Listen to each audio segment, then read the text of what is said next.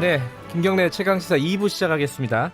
김지표 의원님, 이제 추석 세고 이렇게 추석을 지나면서 여론이 조금 뭐랄까요, 조국 후보자에게, 조국 장관에게 안 좋은 방향으로 약간 흘러가는 분위기의 수치상으로만 보면은.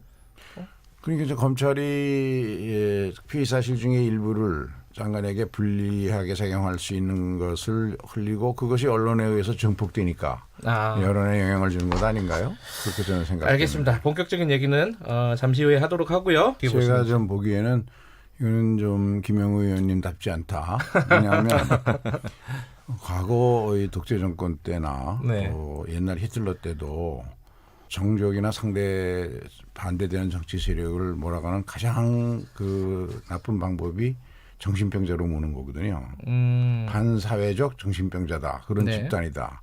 그래서 이거는 사실들은 입증이 돼야 됩니다. 근데 네. 지금 조국에 대해서 제기되고 있는 모든 의혹은 아직 검찰이 수사 중이고 네. 검찰이 자꾸 피의 사실을 흘린다고 느껴지지만 그러나 그것이 입증된 게 아니거든요. 네. 아직 그 조국 부인의 소환 조사도 안 이루어진 단계니까 예.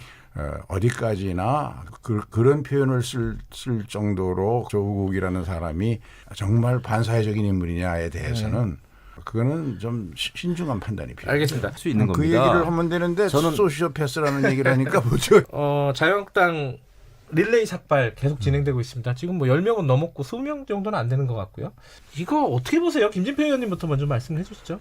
네, 이 삭발이라는 게 과거 군사정부 같은 엄혹한 시절에 그 네. 외에는 다른 방법이 없을 때 언론도 보도를 안 해주고 했을 때 네. 그때 이제 마지막으로 쓰는 방법이 삭발이었는데 지금 자유한국당은 원내 110석의 정당이고 예. 또 국회 안에서 얼마든지 국정감사라든가 해임 건의라든가 이렇게 할 수 있는 수단이 있고 최근에는 언론과 같이 검찰이 흘리는 피의 사실을 가지고 얼마든지 조국을 공격하고 뭐 정부를 공격하고 그럴 수 있는데 이게 삭발을 하니까 그리고 이게 마치 아이스버킷 챌린지 하는 것처럼 이렇게 릴레이가 이어지니까 네. 사람들이 볼 때는 이게 희화화되는 거죠.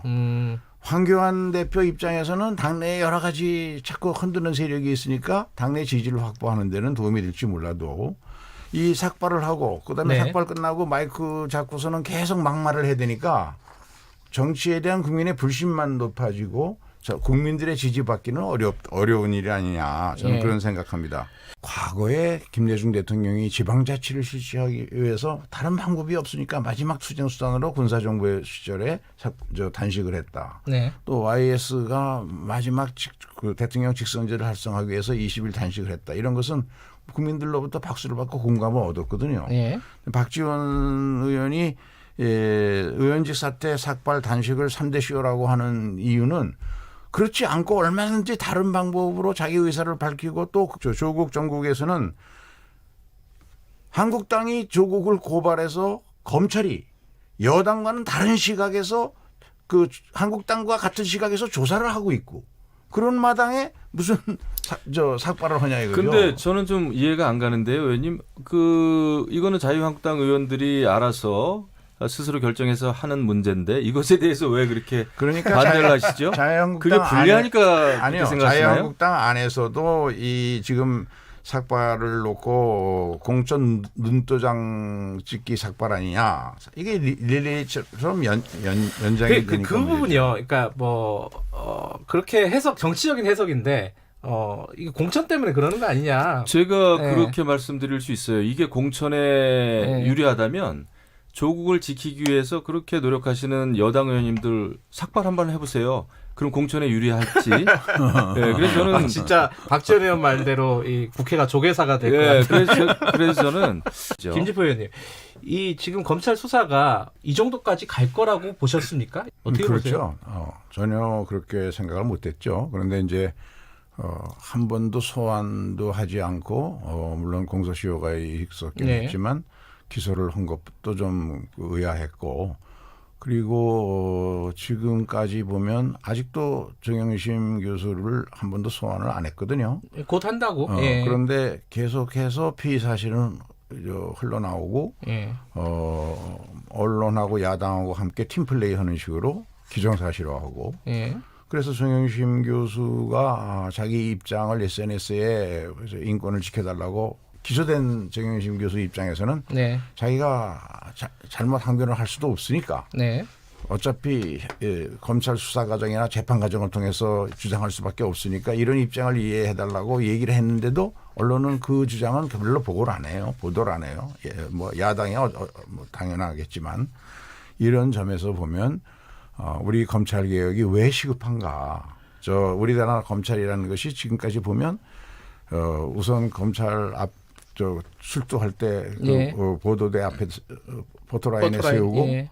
그 다음에 검찰 피의 사실 갖다가 알려가지고 팀플레이 해가지고 검찰이 주장하는 대로 유죄로 몰고 가고 만약에 그러다가 재판에서 다 그것이 뒤집혀서 무죄가 되더라도 이미 그 피의자는 회복될 수 없는 그런 피해를 보게 되거든요. 예. 그런 것 때문에 검찰 개혁을 하자는 것인데 이 문제는 좀 양식을 가지고 자유한국당에서 고사해서 검찰 수사가 진행 중에 있으니까 검찰도 더 이상 피의 사실 입혀오지 말고 결과를 보고 그리고 조국이든 인사권자든 판단을 하도록 그렇게 만드는 게 옳은 거 아닌가요? 나경원 원내대표 얘기로 좀 넘어가 볼게요. 어떻게 지금 판단하고 계십니까? 이 정치가 이제 정치인들 가족자 뒤지는 거로 이제 번지기 시작하면 예. 참 이게 저질 정치로 전락을 하는 거라서 그래서 자제를 하고 있긴 합니다만은 네. 이제 시민단체에 의해서 나경원 원내대표의 그 성신여대 입시 비리라든가 예. 또 뭐 여러 가지 관련된 문제들 논문도 비슷하게 뭐 서울대학교 학생들과 뭐 네. 삼성연구소하고 함께 공동으로 고등학생이 논문을 써서 그것이 대학 입시에 활용됐다든가 또 무슨 사실인지 확인은 안 됐지만은 계속 제기되는 의혹이 뭐 황제 출산을 미국 가서 했다든가 의혹 수준이죠. 의혹 아직은. 수준이죠. 예. 이런 이야기들이 이제 퍼지고 있는데 결국 부메랑이죠. 조국 후보의 장관의 딸에게 적용했던 거와 똑같은 잣대로 나경원 원내대표에게도 적용해 달라라는 국민들의 요구, 시민단체들의 요구 아니겠습니까? 그런데 하여간 정치인 입장에서는 정치가 이렇게까지 흘러가면은 점점 더 국민들로부터 불신을 받는 대상이 된다 하는 예. 점에서 참 안타깝습니다. 아까 피의사실 공표 잠깐 나왔는데요. 그거 조국 장관 가족들 때문에 했다라는 오해를 사기 딱 좋은 상황이었는데 좀 성급하지 않았냐 이런 그렇지 않습니다. 말에 대해서는 왜냐하면 이 문제는 박상기 전 장관이 2018년 업무보고 때부터 네. 이 이야기를 했죠. 우리 검찰의 그 가장 문제라고 하는 여러 가지 얘기들을 다 함께 개혁하는 안을 만들겠다. 예. 아까 말한 포토라인 세우는 거, 뭐 예. 심야 밤새우기 수사하는 거, 뭐 또 피해 사실 공표하는 거. 예. 그런데 이거에 대해서 최근에도 그 국회 본회의나 예결위 의원들에 대한 질문에 답변하는 과정에서 이미 완성을 해놨다. 예. 이렇게 얘기를 했습니다.